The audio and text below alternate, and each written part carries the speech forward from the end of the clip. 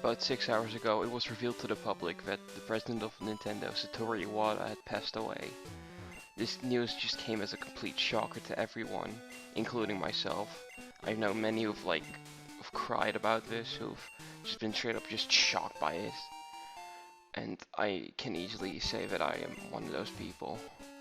To describe my feelings on this, it's just like, it seemingly just came out of nowhere.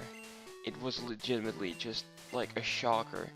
And I know I'm repeating myself already, but I've been up all night because of this.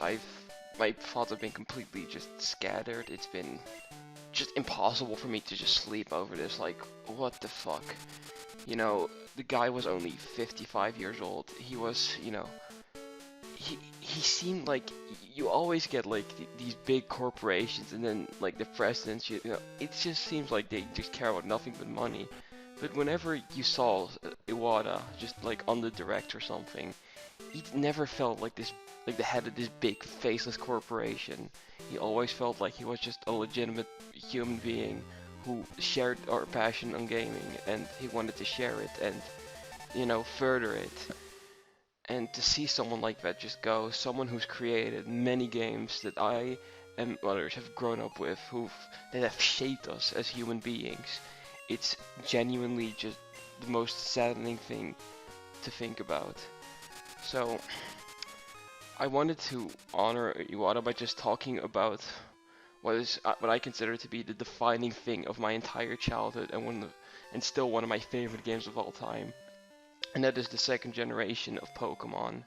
First of all, I should describe what Iwata's involvement with was. Game Freak was never really, I guess you could say, program savvy. I don't know. I don't know words. It's 8 a.m. and I haven't had any sleep.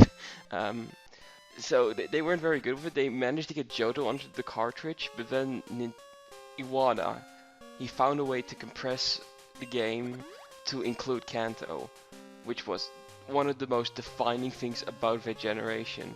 Without Iwata, just the game from my childhood, the game that shaped me as a child, the game which I made friends on, it would have never happened.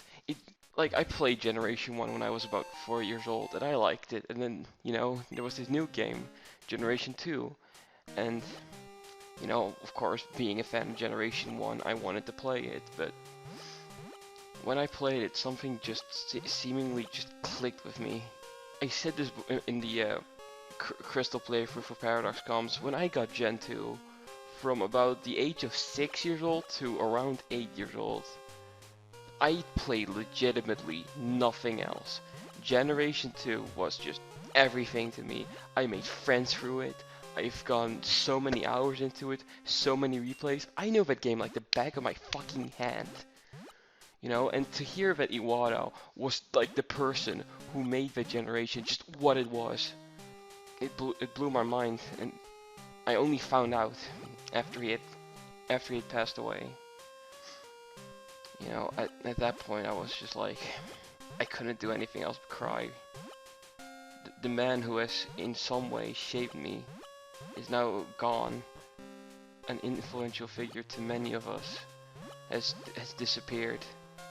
We'll always honor him for the games he's created, for the experiences he's helped us through.